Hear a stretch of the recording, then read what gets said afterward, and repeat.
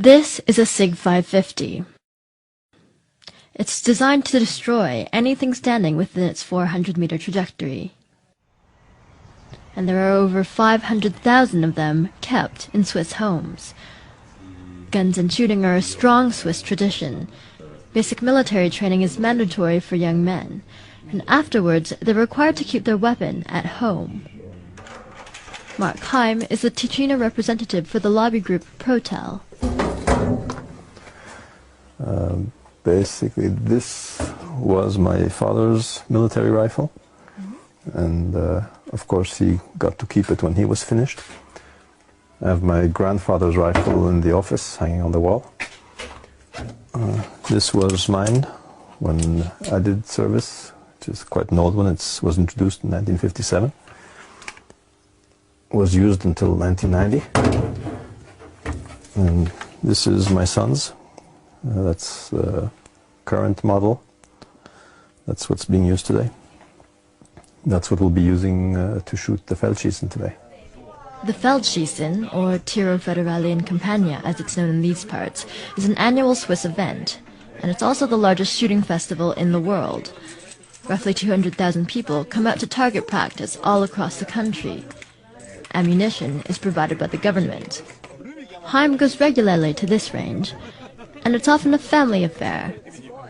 It was organized by the government to have a very high state of readiness for the Swiss military and population.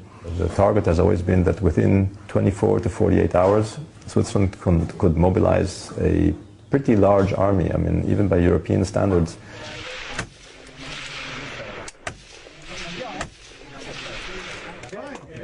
But it wasn't the militia that sparked Heim's interest in guns as a young man.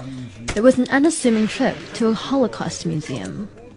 I was going through all the exhibits and the soap and the lampshades made of people's skin. And while I was looking, I heard a funny noise, and there was an old woman maybe 2 meters from me, and she was trying not to cry. She was sort of sobbing very quietly. She was holding it back. If she had been a few meters further away, I wouldn't have heard her. And she obviously had gone through that. That's when the whole impact of it hit me. And I promised myself I would never be in her situation.